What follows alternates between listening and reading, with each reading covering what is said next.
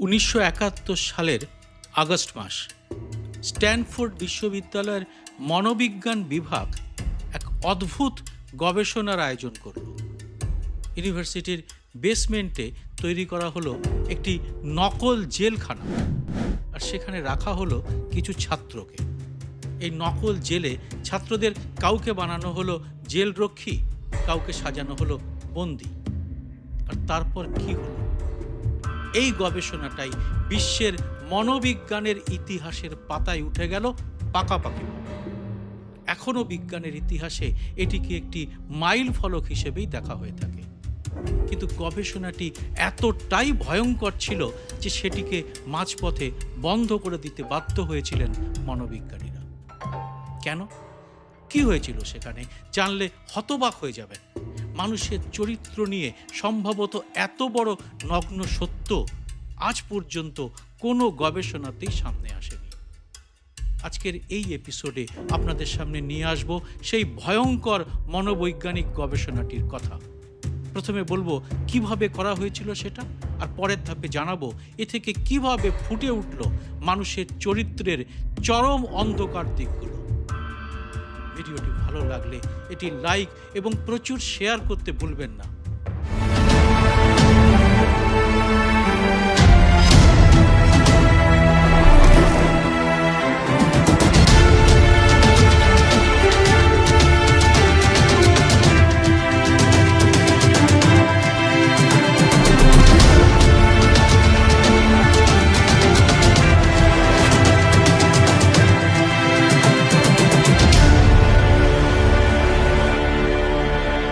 নমস্কার, সবাইকে আমার এই ভিন্ন স্বাদের নতুন চ্যানেলে স্বাগত। আমি সুব্রত বসু। আবার আমরা ফিরে আসি স্ট্যানফোর্ড ইউনিভার্সিটির সাইকোলজি বা মনোবিজ্ঞান বিভাগের গবেষণাগারের নকল সেই কারাগারে। বিশ্ববিদ্যালয়ের ছাত্রদের নিয়েই পরীক্ষা, তাই তাদের মধ্যে থেকেই সুস্থ স্বাভাবিক ছাত্রদের নিয়ে তৈরি করা হয়েছিল দুটো দল। এক দল হলো কারারক্ষী, তাদের দেয়া হলো কারারক্ষীর উর্দি। অন্যরা হলেন বন্দী, তাদের দেয়া হলো বন্দীদের পোশাক। ঠিক ছিল 14 দিন মানে 2 সপ্তাহ ধরে এই দুদল ছাত্রদের মানসিক অবস্থা নিয়ে গবেষণা চালানো হবে। কিন্তু মাত্র 6 দিনের মধ্যে যা ঘটল তা শুনলে গায়ে কাঁটা দেবে। আর তারপরেই পরীক্ষাটি বন্ধ করে দেওয়া ছাড়া আর কোনো উপায় ছিল না পরীক্ষাকারীদের সামনে। আর এই গবেষণাই মানুষের মনের অন্ধকার দিক নিয়ে পৃথিবীকে চমকে দিয়ে চলেছে আজও। এই পরীক্ষাটির নাম স্ট্যানফোর্ড প্রিজন এক্সপেরিমেন্ট। এই নামেই এটা ইতিহাসে উঠে গেল পাকাপাকিভাবে। পরীক্ষাটা কি ছিল?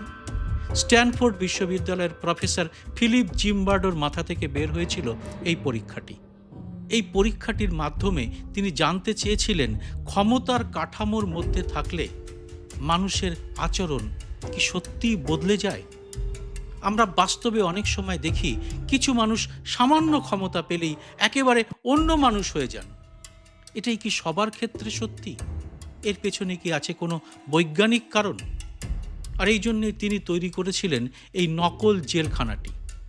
জেলখানাটি হলো ক্ষমতার কাঠামোর প্রতীক, আর বন্দীরা সেখানে ক্ষমতাহীন অসহায় মানুষ, যারা ক্ষমতার কাছে নতজানু হয়ে রয়েছেন।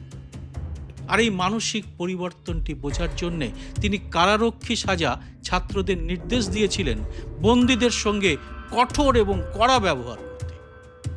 তিনি ভেবেছিলেন যারা জেলরক্ষী হবেন তারা একটু কঠোর হলে বন্দীরা তাদের ভয় পাবে।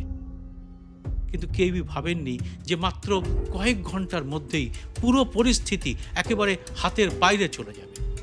কিভাবে? পরীক্ষার জন্য মোট 24 জন ছাত্রকে বাছাই করা হয়েছিল।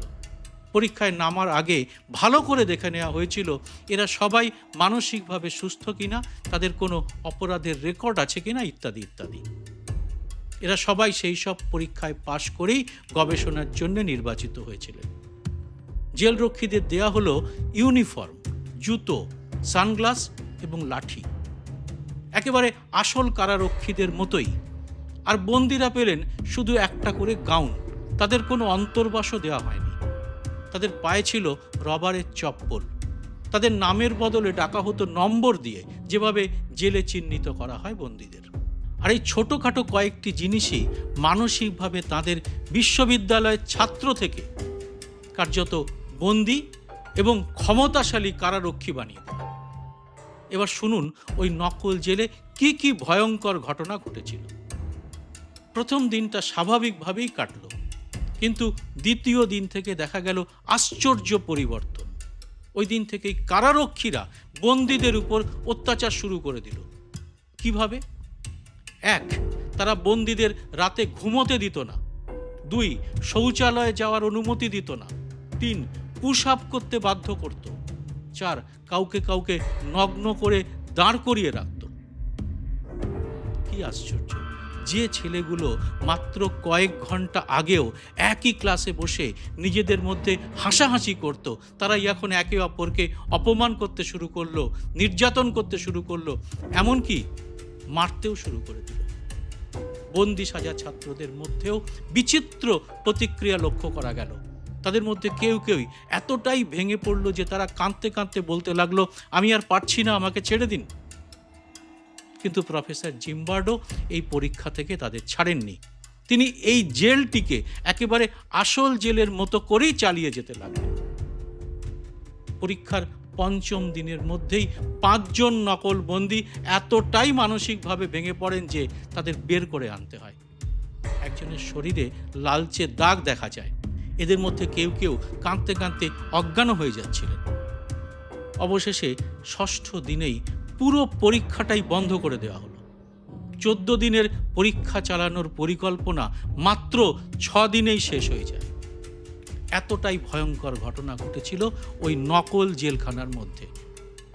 এটা হলো মূল পরীক্ষার বিবরণ। এবার আসবো সবচেয়ে গুরুত্বপূর্ণ অংশে। সেটা হলো এ থেকে আমরা কি জানতে পারলাম আর তার কারণগুলো ঠিক কি কি। আসুন এগুলো এক ঝলকে খুব সরল ভাষায় জেনে নেওয়া যাক। 1, পরিবেশ পরিস্থিতি মানুষকে কিভাবে বদলে দিতে পারে এই পরীক্ষা থেকে তা স্পষ্ট হয়। যে ছেলেগুলো জেলরক্ষী হয়েছিল তাদের আগে কোনো নিষ্ঠুরতার রেকর্ডই ছিল না, কিন্তু ইউনিফর্ম, লাঠি আর ক্ষমতা পাওয়ার কয়েক ঘন্টার মধ্যেই তারা নির্যাতন শুরু করে দিল অসহায় বন্দি সেজে থাকা ছাত্রদের উপরে। 2, ক্ষমতার পাশাপাশি এই জেলে তাদের উপর কোনো নিয়ন্ত্রণ বা তদারকির ব্যবস্থা রাখা হয়নি।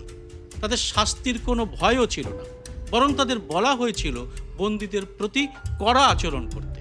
ফলে তারা যা খুশি করতে শুরু করে দেয়। এটা দেখায় ক্ষমতা দেওয়া হলে তার উপর নিয়ন্ত্রণ থাকাটা কতটা জরুরি। উপযুক্ত তদারকি এবং শাস্তির ভয় না থাকলে ক্ষমতা মানুষকে যা খুশি করাতে পারে। বিশেষ করে ক্ষমতাশালী মানুষটি যদি জেনে যান তার কুকর্ম কেউ দেখছে না। 3, নিজেদের ক্ষমতার দম্ভ অনেক সময় প্রকাশ পায় পোশাক এবং অস্ত্রেও।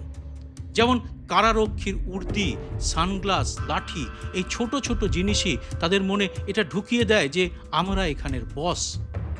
ঠিক একইভাবে বন্দীদের অন্তর্বাসীন গাউন, পায়ে রবারের চপ্পল তাদের মানসিকভাবে অসহায় বানিয়ে ফেলে।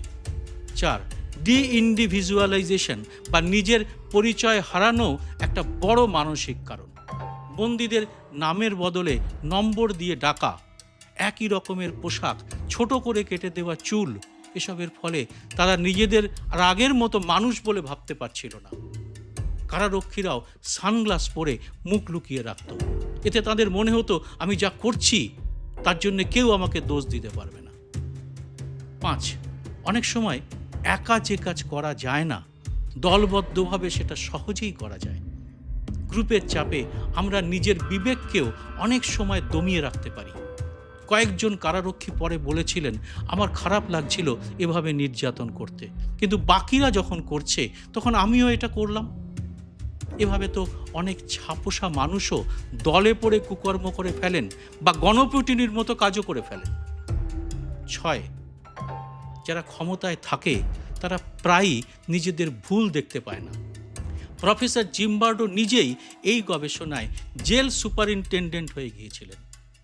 তিনি অনেক দেরিতে বুঝতে পারেন যে পরীক্ষাটা বন্ধ করা দরকার। এ থেকে বোঝা যায় ক্ষমতায় থাকলে নিজের ভুলও বোঝা খুব কঠিন হয়ে পড়ে। 7, মানুষ খুব তাড়াতাড়ি অসহায় হয়ে পড়েন। কীরকম? মাত্র 36 ঘন্টার মধ্যে বন্দিরা নিজেদের মুক্তির জন্য লড়াই করা ছেড়ে দেয়, প্রতিবাদ করা ছেড়ে দেয়। অনেকে একে অপরের বিরুদ্ধে নালিশ করে কারারক্ষীদের খুশি করার চেষ্টাও করতে থাকেন। 8, এই পরীক্ষা বাস্তব জেলেও ঘটে। ইরাকের আবু ঘ্রাইব জেলে বা গুয়ান্তানামো বে এইসব জায়গায় যে নির্যাতন করা হয়েছে তার সঙ্গে এই ঘটনাটি একেবারে মিলে যায়। এক কথায় বলতে গেলে স্ট্যানফোর্ড প্রিজন এক্সপেরিমেন্ট আমাদের চোখে আঙুল দিয়ে দেখিয়ে দেয় মানুষ নিজে খারাপ না হলেও খারাপ সিস্টেম আর ক্ষমতার কাঠামো তাকে সহজেই অমানুষে পরিণত করতে পারে। আবু ঘ্রাইব জেলে আমেরিকান সৈন্যদের নির্যাতন, রুয়ান্ডার গণহত্যা, নাজি জার্মানির অ্যাট্রোসিটি, এগুলোর পেছনে শুধু কিছু খারাপ মানুষ ছিল না, ছিল পুরো একটা খারাপ সিস্টেম এবং ক্ষমতার কাঠামো, যেটা ওই সময় অনেক সাধারণ মানুষকেও নিষ্ঠুর বানিয়ে দিয়েছিল। এখন প্রশ্ন, এই শিক্ষাগুলো কি আমরা আমাদের সমাজে কাজে লাগাই? না, প্রায়শই লাগাই না। কারণ শাসকরা সাধারণভাবে এই শিক্ষাগুলো কাজে লাগাতে চান না। তারা আমাদের হাতে থাকা বিভিন্ন সংস্থার উপর নির্ভর করেই নির্বিঘ্নে শাসন ক্ষমতা ধরে রাখতে চান। বিষয়টি শোনার পরে আপনি কি ভাবছেন তা অবশ্যই জানান কমেন্ট বক্সে। এরকম নানা বিষয়ের উপর ভিডিও পেতে এই চ্যানেলের ভিডিও সেকশনে গিয়ে আমার আগের করা ভিডিওগুলো দেখতে পারেন। নতুন আরও বিষয়ের ভিডিও পেতে চ্যানেলটি সাবস্ক্রাইব করে নোটিফিকেশন বেলটি চালু করে রাখতে ভুলবেন না। জয় হিন্দ, সত্যামেব জয়তে।